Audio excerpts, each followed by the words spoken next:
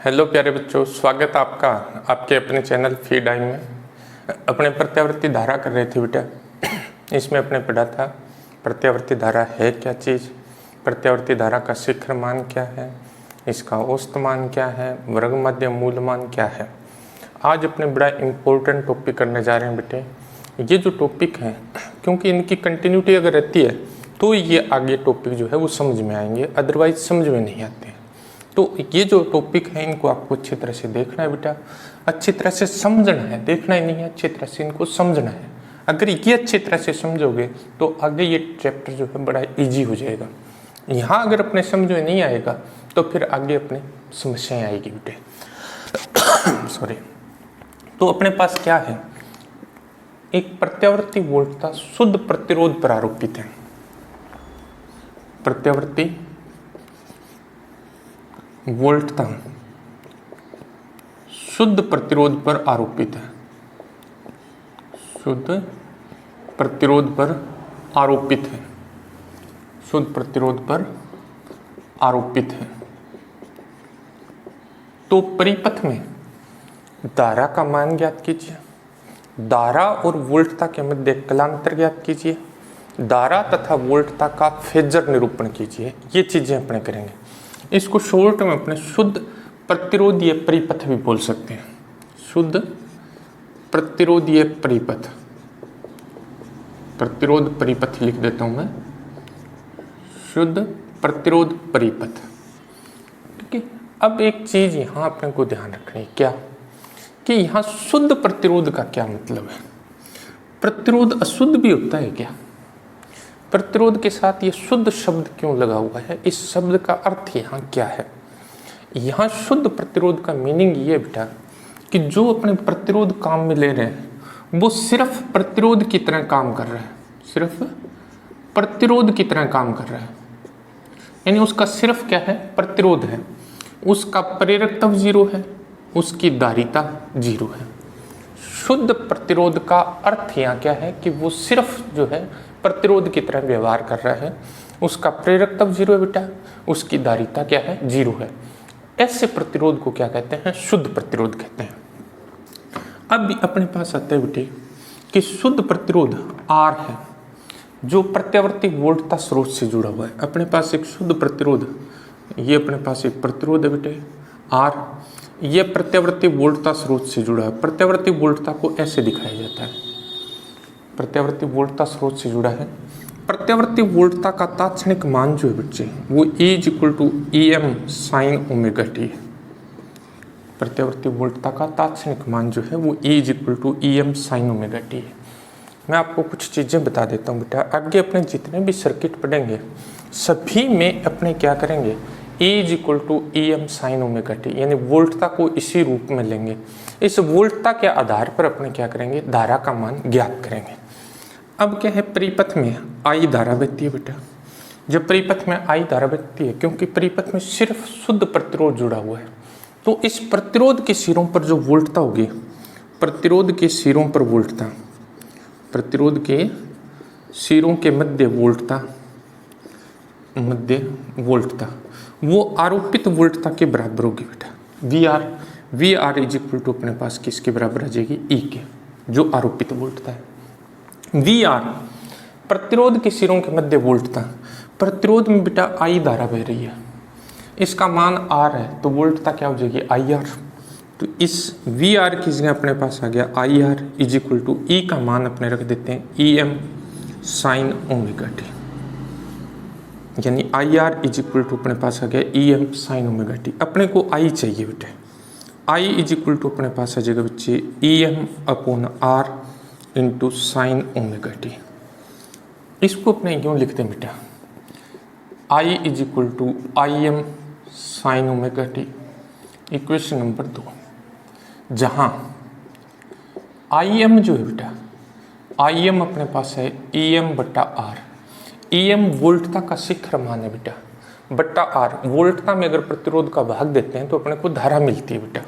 तो ये धारा का शिखर मान हो गया, धारा का शिखर मान आ गया बेटा, धारा का क्या है, शिखर मान I M is equal to अपने पास आ गया ई एम अपॉन आर, धारा का अपने पास क्या आया, शिखर मान है।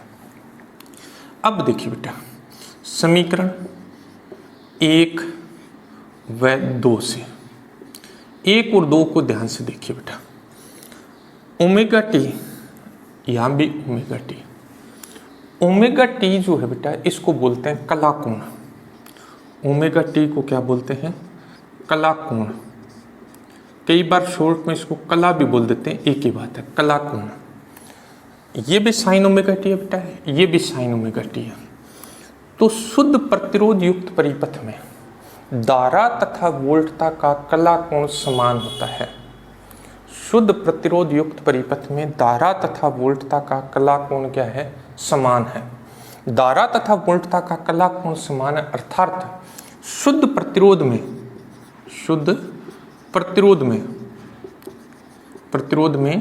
धारा तथा वोल्टता समान कला में होती है, समान कला में होती है। इसका मतलब क्या है बेटा, जब परिपथ में वोल्टता का मान अधिकतम होगा तो परिपथ में धारा का मान भी अधिकतम होगा। जब परिपथ में वोल्टता का मान 0 होगा तो परिपथ में धारा का मान भी 0 होगा। जब परिपथ में वोल्टता ऋणात्मक होगी तो परिपथ में धारा भी ऋणात्मक, मतलब दोनों साथ चलेंगे। इनमें कलांतर जो होता है, धारा तथा वोल्टता के मध्य कलांतर जो है वो शून्य होता है। किसके लिए बेटा, शुद्ध प्रतिरोध के लिए। शुद्ध प्रतिरोध युक्त परिपथ में धारा तथा वोल्टता के मध्य कलांतर जो है वो क्या होता है, शून्य होता है, मतलब दोनों साथ साथ चलती है। तो अपने क्या करते हैं, इनका ग्राफ या निरूपण कर देते हैं। पहले ज्यावक्रीय निरूपण कर देते हैं। ज्यावक्रीय निरूपण कैसे करेंगे, देखिए बेटा,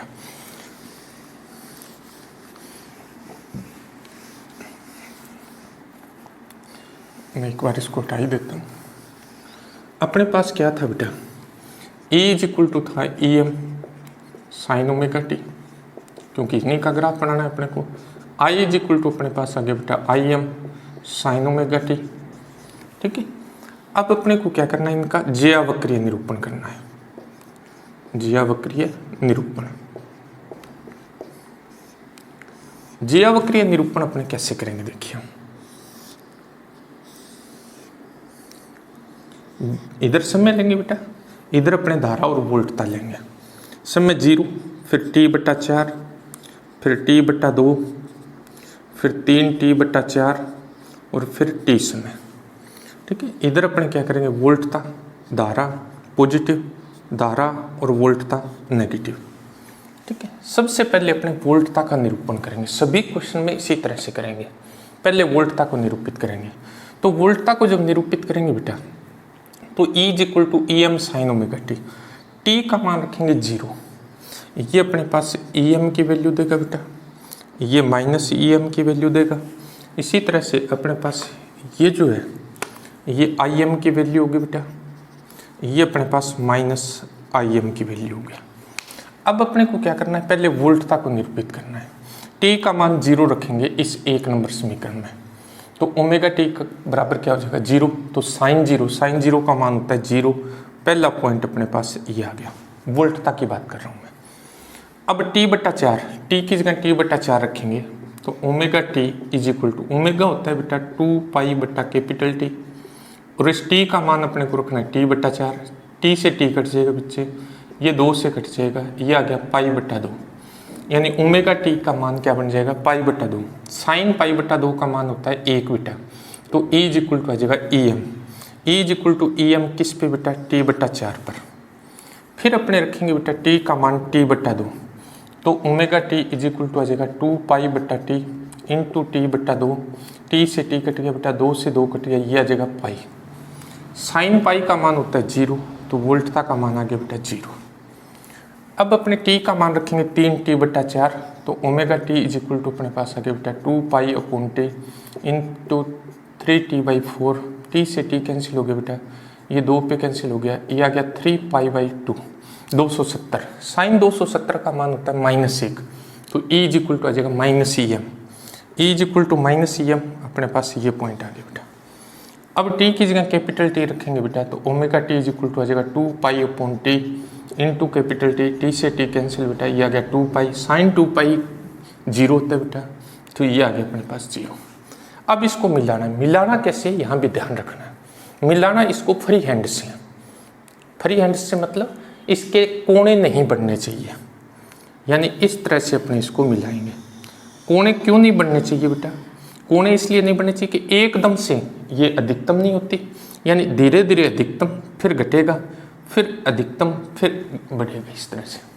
तो ये अपने पास आ गया, किसका ग्राफ आ गया, E = EM sin omega T का आ गया, ये वोल्टता का ग्राफ आ गया।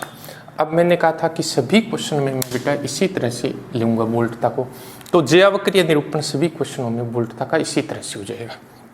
अब धारा की बात करते हैं, t बराबर 0 रखेंगे, t बराबर जब 0 रखेंगे तो ओमेगा टी 0 हो जाएगा, साइन 0, यानी यही पॉइंट धारा भी यहीं से शुरू हो जाएगी।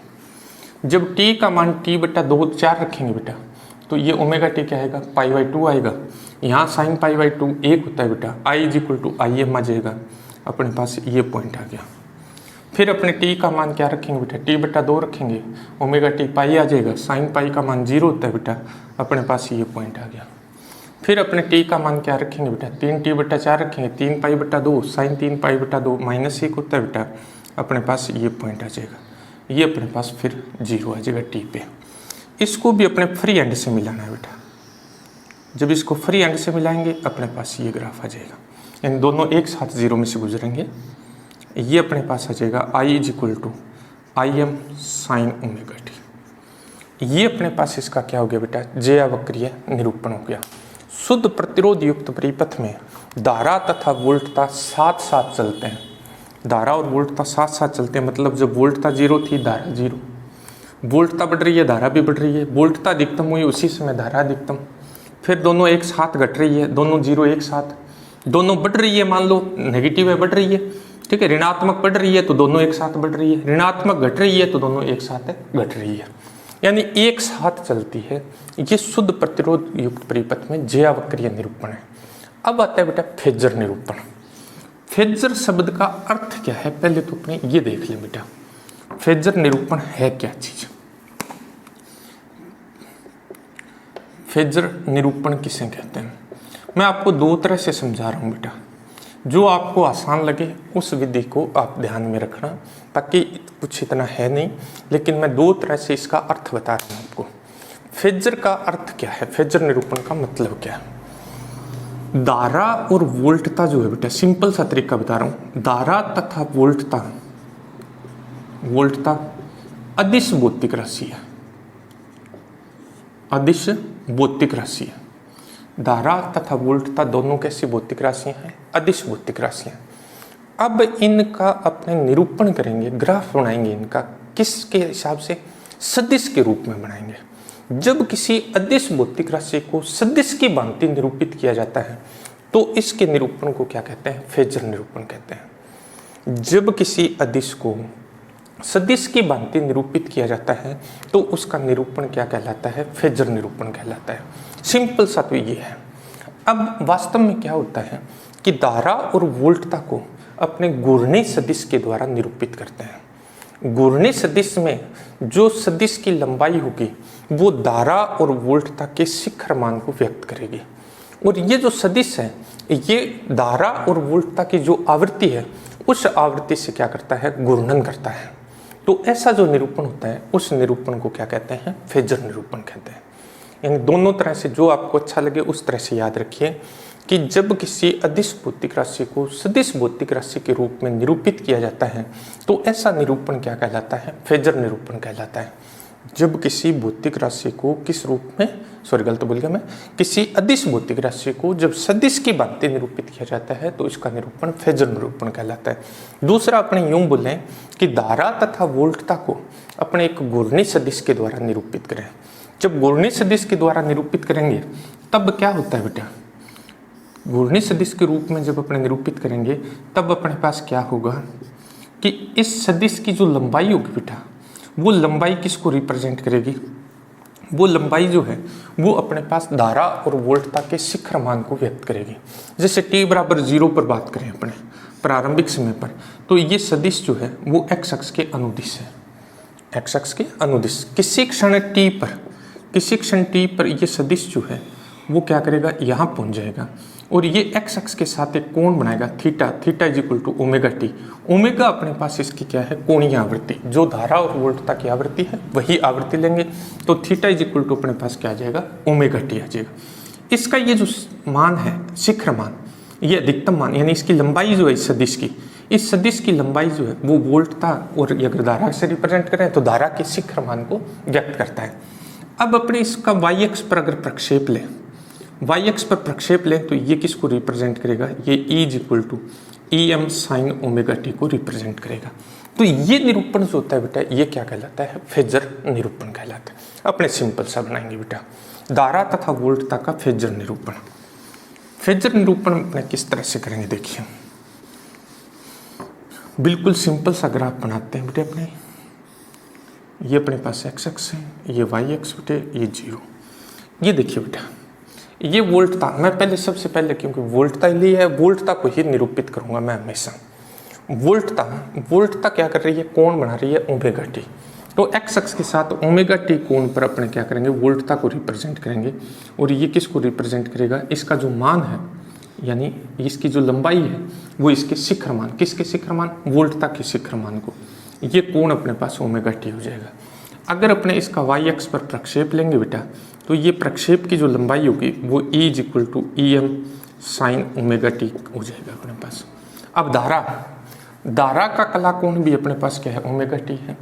तो इसी दिशा में धारा को रिप्रेजेंट करेंगे, ये आई एम हो जाएगा।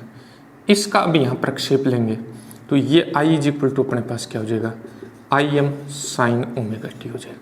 ये धारा का अपने पास क्या हो गया, धारा और वोल्टता का फेजर निरूपण एक साथ ही करेंगे।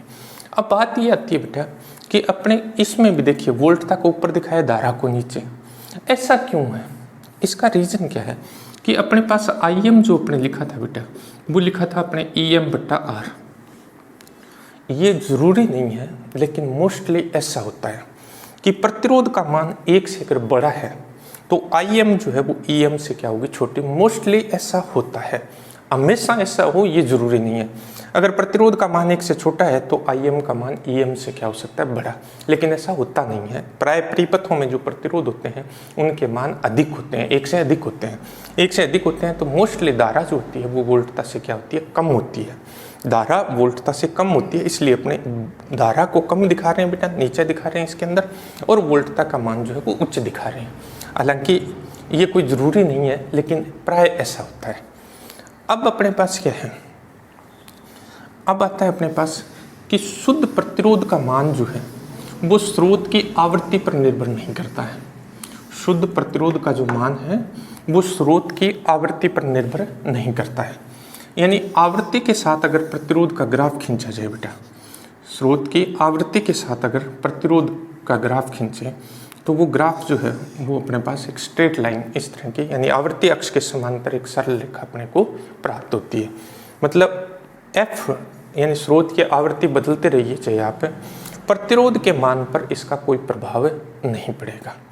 तो इस क्वेश्चन में अपने को क्या याद रखना है बेटा, एक तो ये याद रखना है कि शुद्ध प्रतिरोध जो है, शुद्ध प्रतिरोध में धारा और वोल्टता के मध्य कलांतर जो है, मैं कलांतर धारा और वोल्टता के मध्य की बात कर रहा हूँ, कलांतर 0 होता है बेटा। यानी धारा और वोल्टता के मध्य किसी प्रकार का कोई कलांतर नहीं होता, दोनों साथ साथ चलते हैं। एक अधिकतम है तो दूसरा भी क्या होता है, अधिकतम होता है। दूसरा बेटा कि आर का जो मान है वो एफ पर निर्भर नहीं करता है, एफ पर निर्भर नहीं करता, मतलब आवृत्ति पर निर्भर नहीं करता है। ये दो चीज़ें यहाँ से याद रख के चलेंगे तो आगे अपने सुविधाजनक रहेगा, क्योंकि हर एक जो क्वेश्चन अब अपने करने जा रहे हैं उन क्वेश्चन में कुछ ना कुछ चीज़ें अपने को लेके चलनी पड़ेगी साथ में, तब आगे अपने पूरा अच्छी तरह से कर पाएंगे। तो अपने पास क्या है कि धारा और वोल्टता जो है वो उनके मध्य कलांतर 0, प्रतिरोध का मान जो है वो आवृत्ति पर निर्भर नहीं करता है। ये अपने पास था शुद्ध प्रतिरोध युक्त परिपथ। अब आते हैं बेटे शुद्ध प्रेरकता परिपथ, यानी प्रत्यावर्ती वोल्टता शुद्ध प्रेरकता पर आरोपित है, शुद्ध प्रेरकता पर आरोपित है। तब परिपथ में धारा का मान ज्ञात कीजिए। धारा और वोल्टता के मध्य कलांतर ज्ञात कीजिए, धारा तथा वोल्टता का फेजर निरूपण कीजिए। बड़ा इंपॉर्टेंट है बच्चे, अच्छी तरह से। फिर शुद्ध प्रेरकत्व का क्या मतलब है? जिस तरह से शुद्ध प्रतिरोध का मतलब क्या था, सिर्फ प्रतिरोध था, या सिर्फ प्रेरकत्व है। इसका प्रतिरोध 0 होगा बेटा, इसकी धारिता क्या होगी, 0 होगी, यानी केवल अपने पास क्या है, प्रेरकत्व है। अपने मान लेते हैं अपने पास एक शुद्ध प्रेरकत्व L है। शुद्ध प्रेरकत्व क्या है, L है। इसको अपने प्रत्यावर्ती वोल्टता स्रोत से जोड़ा गया है, और प्रत्यावर्ती वोल्टता का जो तात्क्षणिक मान है बेटा, वो मैंने आपको पहले बताया था शुद्ध प्रतिरोध वाले में, वो अपने लेंगे E = sin ωt। ये शुद्ध प्रेरकत्व युक्त परिपथ है, जिसमें अपने पास वोल्टता का जो मान है बेटा, वोल्टता का मान अपने पास E = sin ωt है। ये वोल्टता जो अपने आरोपित कर रहे हैं, वो प्रत्यावर्ती वोल्टता आरोपित कर रहे हैं। प्रत्यावर्ती वोल्टता जो है बेटा, उसका मान तथा दिशा समय के साथ निरंतर क्या होते हैं, परिवर्तित होते हैं। तो प्रेरकत्व पर उत्पन्न जो वोल्टता होगी वो -L/dI/dt होगी। प्रेरकत्व पर उत्पन्न वोल्टता का मान जो है वो -L/dI/dt, मतलब ये अपने पास यहाँ वोल्टता जो है वो अपने पास क्या हो जाएगी, प्रेरित हो जाएगी। ये अपने E आरोपित कर रहे हैं। इसमें अगर अपने किरचॉफ का नियम लगा दें बेटा बंद परिपथ में, किरचॉफ का दूसरा नियम, तो अपने पास क्या आ जाएगा, E - L/dI/dt = क्या हो जाएगा, 0। ये अपने पास आ जाएगा L/dI/dt = E। ये अपने पास आ जाएगा बेटा L/dI/dt = Em sin ωt। E का मान रख दिया बेटा। अपने को क्या चाहिए, I चाहिए, तो अपने पास आ जाएगा DI = अपने पास आ गया बेटा Em/L, ये आ गया sin ωt × dt। dt से मल्टीप्लाई हो जाएगा बेटा, L से डिवाइड हो जाएगा। अपने को DI नहीं चाहिए बेटा, I चाहिए, तो इसका समाकलन कर देते हैं। समाकलन करने पर इंटीग्रेशन कर देंगे, इसका समाकलन करेंगे तो DI का समाकलन I हो जाएगा। Em/L कॉन्स्टेंट है, बाहर आ जाएगा, समाकलन अपने पास आ जाएगा किसका, sin ωt dt। साइन का समाकलन जो होता है बेटा, वो अपने पास क्या होता है, -cos ωt अपॉन अपने पास क्या आ गया, ओमेगा। ये अपने पास I = आ जाएगा -Em/ωL, ये आ गया बेटा cos ωt। I = अपने पास आ गया -Em/ωL, इसको मैं ऐसे लिख देता हूँ बेटा sin π/2 -ωt। एक चीज़ देखिए बेटा, sin थीटा -sin थीटा = होता है बेटा sin -थीटा, या sin -थीटा = होता है -sin थीटा। तो इस माइनस को अगर अंदर ले जाएं अपने, तो I = अपने पास आ जाएगा Em/ωL, या आ जाएगा sin ωt -π/2। इसको मैं ऐसे लिख देता हूँ बेटा I = Im sin ωt -π/2। समीकरण नंबर आ गया बेटा 2। Im, जहाँ Im जो है वो क्या है, Im = अपने लिखा है बेटा Em/ωL। इसको समीकरण नंबर दे देते हैं बेटा 3। अपने क्या किया बेटा, एक बार दोबारा देखिए। अपने पास क्या था बेटा, शुद्ध प्रेरकत्व था बेटा, उसको प्रत्यावर्ती वोल्टता स्रोत से जोड़ दिया। जब प्रत्यावर्ती वोल्टता जो है या प्रत्यावर्ती धारा जो है, इसका मान और दिशा जो है वो समय के साथ निरंतर बदलते हैं, तो प्रेरकत्व के सिरों के मध्य जो वोल्टता है वो अपने पास आ जाएगी -L/dI/dt। प्रेरित विद्युत वाहक बल अपने ज्ञात किया था बेटा, वो अपने पास आ जाएगा। तो ये एक बंद परिपथ है। इस बंद परिपथ में किरचॉफ का दूसरा नियम लगा देंगे तो वोल्टताओं का योग 0 होता है, किरचॉफ ये कहता है। तो E - L/dI/dt = 0, L/dI/dt = क्या आ जाएगा, E आ जाएगा बेटा। L/dI/dt = E का मान रख दिया Em sin ωt। अपने को DI ज्ञात कर लिया, अपने को DI नहीं चाहिए, I चाहिए। इसका समाकलन कर देंगे बेटा। इसका समाकलन किया, अपने पास ये चीज़ आ गई, ठीक है। इसको अपने साइन में बदल देते हैं, तो cos थीटा = होता है बेटा sin π/2 - थीटा। वो फॉर्मूला इसमें लगा दिया अपने। अपने ये जानते हैं बेटा कि माइनस साइन थीटा जो होता है वो होता है साइन माइनस थीटा, या sine minus theta is equal to होता है माइनस साइन थीटा। तो अपने क्या किया, इस माइनस को अंदर एडजस्ट कर दिया, तो ओमेगा टी पॉजिटिव हो जाएगा बेटा, पाई बाई 2 जो है वो नेगेटिव हो जाएगा। I is equal to I M sine omega T minus pi बटा 2, जहाँ आई एम जो है बेटा वो अपने पास क्या है, E M upon omega L है।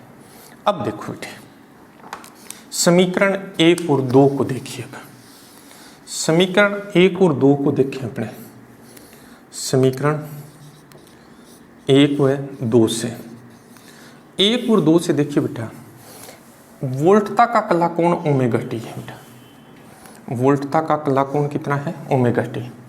धारा का कला कोण है बेटा अपने पास ओमेगा टी माइनस पाई बटा 2। इसका मतलब ये हुआ कि शुद्ध प्रेरकत्व में, शुद्ध प्रेरकत्व में धारा जो होती है बेटा, धारा वोल्टता से पाई बटा 2 कोण से पीछे रहती है, पीछे रहती है। उल्टा बोल सकते हैं, शुद्ध प्रेरकत्व युक्त परिपथ में वोल्टता धारा से पाई बटा 2 कोण से आगे रहती है। दोनों चीज़ों को अच्छी तरह से समझना है। यानी धारा और वोल्टता के मध्य कलांतर जो है, कलांतर अपने पास कितना है बेटा, कलांतर अपने पास क्या होता है, पाई बटा 2 का होता है। शुद्ध प्रेरकत्व युक्त परिपथ में धारा और वोल्टता के मध्य कलांतर जो है वो कितना होता है, पाई बटा 2 का होता है। धारा पीछे रहती है, वोल्टता आगे रहती है। ये याद रखना है बेटा अच्छी तरह से। शुद्ध प्रेरकत्व में धारा वोल्टता से पाई बटा 2 कोण से पीछे रहती है। उल्टा बोल सकते हैं, वोल्टता धारा से पाई बटा 2 कोण से आगे रहती है। अब अपने धारा और वोल्टता का ज्यावक्रीय निरूपण करते हैं। ज्यावक्रीय निरूपण, ज्यावक्रीय निरूपण अपने क्या शो करना चाह रहे हैं बच्चे, अपने पास वोल्टता ये है, धारा ये है, मतलब शुद्ध प्रेरकत्व में क्या होता है, वोल्टता जो होती है वो धारा से पाई बटा 2 कोण से आगे होती है। इसको अपने ज्यावक्रीय रूप से क्या करते हैं, प्रदर्शित कर देते हैं। ज्यावक्रीय रूप से प्रदर्शित करने के लिए जैसा कि अपने पहले करते आ रहे हैं उसी तरह से अपने इनको प्रदर्शित करेंगे। अपने इस तरफ वोल्टता और धारा लेंगे। ये वोल्टता का अधिकतम मान EM, ये अपने पास आ जाएगा माइनस EM। इसी तरह से अपने पास इधर धारा, ये धारा अपने पास आ जाएगी। ठीक है, पहले अपने वोल्टता को निरूपित करेंगे। ये 0 समय, ये अपने पास T/4 समय, ये अपने पास T/2 समय, ये 3T/4 समय, और ये अपने पास है T समय। इधर अपने समय ले लिया बेटा, और इस y अक्ष पर अपने क्या ले लिया, वोल्टता और धारा ले ली। पहले वोल्टता को निरूपित करेंगे। जब t is equal to 0 put करेंगे इसमें, तो साइन 0 का मान 0 यह आ जाएगा बेटा। t का मान T/4 पुट करेंगे तो ओमेगा T/4 का मान अपने पास पाई बटा 2 हो जाएगा। साइन पाई बटा 2 का मान 1 होता है। e is equal to EM, T/4 पर अपने पास वोल्टता अधिकतम, फिर बच्चे अपने पास आ जाएगी 0, फिर अधिकतम लेकिन ऋणात्मक आ जाएगी, फिर 0 आ जाएगी। इनको क्या करेंगे, फ्री हैंड से मिला देंगे। ये अपने पास क्या आ गया बेटा, वोल्टता का ज्यावक्रीय निरूपण आ गया, मतलब E is equal to EM sine omega T आ गया। अब अपने को क्या करना है, धारा का ज्यावक्रीय निरूपण करना है। धारा अपने पास ये समीकरण नंबर 2 के अकॉर्डिंग है बच्चे। अपने t इज इक्वल टू जब 0 पुट करेंगे तो ये आ जाएगा साइन माइनस पाई बटा 2, साइन माइनस पाई बटा 2 माइनस 1 हो जाएगा। I is equal to minus IM, ये अपने पास है माइनस IM, ये अपने पास है IM। तो t बराबर 0 पर माइनस IM ये आ जाएगा। जब t इज इक्वल टू अपने क्या पुट करेंगे, T/4 पुट करेंगे तो ओमेगा T/4 होता है पाई बटा 2, पाई बटा 2 माइनस पाई बटा 2 0 हो जाएगा। साइन 0 का मान 0 ये आ जाएगा। फिर अपने पास क्या आ जाएगा, IM आ जाएगा, फिर 0 आ जाएगा, फिर माइनस IM आ जाएगा। इसको भी फ्री हैंड से अपने मिला देंगे। फ्री हैंड से जब मिलाएंगे तो अपने पास ये आ जाएगा। ये अपने पास किसका, धारा का ज्यावक्रीय निरूपण आ गया। I is equal to IM sine omega T minus pi बटा 2। तो शुद्ध प्रेरकत्व में क्या होता है बेटा, वोल्टता पाई बटा 2 कोण से आगे होती है और धारा पाई बटा 2 कोण से क्या होती है, पीछे होती है। मतलब धारा और वोल्टता में कलांतर जो है वो पाई बटा 2 का होता है। अब इनका फेजर निरूपण कर देते हैं। फेजर निरूपण जो है वो अपने पास इम्पोर्टेंट है बेटे।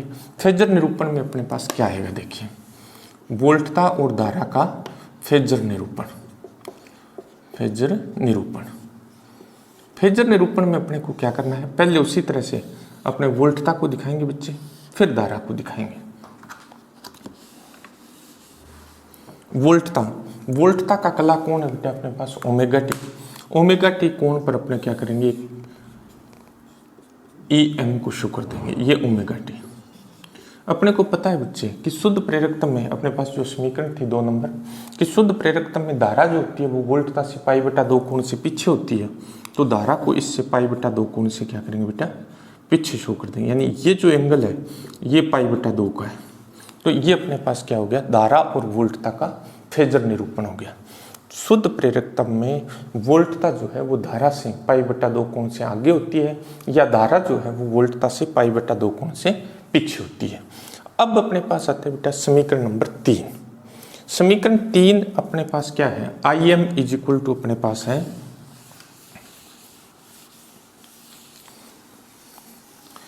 IM इक्वल टू अपने पास है EM/ω_L। यानी अपने वोल्टता में किसी राशि का भाग दे रहे हैं, वोल्टता में किसका भाग देते हैं तब धारा आती है, प्रतिरोध का। तो इसका मतलब समीकरण 3 की राशि, समीकरण 3 की राशि ω_L जो है प्रतिरोध की भांति व्यवहार करती है, प्रतिरोध की भांति व्यवहार करती है, व्यवहार करती है। समीकरण 3 की जो राशि है बेटा ω_L वो किस तरह से व्यवहार करती है, प्रतिरोध की भांति व्यवहार करती है। इसे प्रेरणिक प्रतिघात कहते हैं, इसे प्रेरणिक प्रतिघात कहते हैं, इसे क्या कहते हैं, प्रेरणिक प्रतिघात कहते हैं। और इसको अपने किस से व्यक्त करते हैं, XL से। XL equal to ω_L। मात्रक इसका क्या होगा बेटा, मात्रक ओम होगा, मात्रक इसका क्या है, ओम है। तो XL इक्वल टू अपने पास क्या आ गया, ω_L। अपने जानते हैं बेटा ओमेगा जो होता है वो होता है 2πf × L आ जाएगा। इसका मतलब XL is directly proportional to क्या आ गया, F। मतलब प्रेरणिक प्रतिघात जो होती है वो स्रोत की आवृत्ति की क्या होती है, समानुपाती होती है। जैसे जैसे स्रोत की आवृत्ति बढ़ती जाएगी वैसे वैसे प्रेरणिक प्रतिघात का मान क्या होता जाएगा, बढ़ता जाएगा। अगर अपने इनमें ग्राफ खींचते बेटा, किसमें, आवृत्ति में और प्रेरणिक प्रतिघात में, तो अपने पास क्या आएगा, ये सरल रेखा आएगी जो मूल बिंदु में से गुजरेगी। मतलब जैसे जैसे आवृत्ति बढ़ेगी वैसे वैसे क्या होता जाएगा, प्रेरणिक प्रतिघात का मान बढ़ता जाएगा। अब अपने पास 2 तरह की धाराओं के बारे में बात कर रहे थे अपने, DC के लिए। DC के लिए अपने पास क्या होता है बेटा, DC के लिए F = 0 होता है। यानी DC की आवृत्ति क्या होती है, 0 होती है। DC की आवृत्ति 0 है तो DC के लिए XL क्या हो गया, 0 हो गया। बड़ी इंपॉर्टेंट चीज़ हो गई बेटा ये कि अगर अपने क्या करते हैं, DC परिपथ में अपने प्रतिघात लगाते हैं, मतलब प्रेरकत्व जोड़ते हैं, तो ये DC को प्रभावित नहीं करता है, मतलब DC को रोकता नहीं है। ये DC को क्या करता है, उपपथ प्रदान करता है, उपपथ प्रदान करता है। शॉर्ट सर्किट शब्द एक आता है बेटा, यानी ये शॉर्ट सर्किट प्रदान कर देता है। यानी सिंपल सा ये है कि DC जो है वो प्रेरकत्व में से बड़ी खुश होकर गुजरती है, मतलब उसमें कोई बाधा उत्पन्न नहीं होती है। AC के लिए अपने पास क्या होता है, AC के लिए F का परिमित मान होता है, F का परिमित मान होता है। AC के लिए F का परिमित मान, तो अपने पास क्या होगी, XL की कोई वैल्यू आएगी, XL की कोई वैल्यू आएगी। मतलब सिंपल सा ये हुआ कि AC को प्रेरकत्व जो है वो नियंत्रित कर सकता है, मतलब AC के मार्ग में प्रेरकत्व जो है वो बाधा उत्पन्न करता है, जबकि DC के मार्ग में किसी तरह की बाधा उत्पन्न नहीं करता है। तो ये अपने पास था बच्चे शुद्ध प्रेरकत्व युक्त परिपथ। यानी अगर अपने पास क्या है, AC सर्किट में केवल प्रेरकत्व जुड़ा हो तब अपने पास क्या होता है।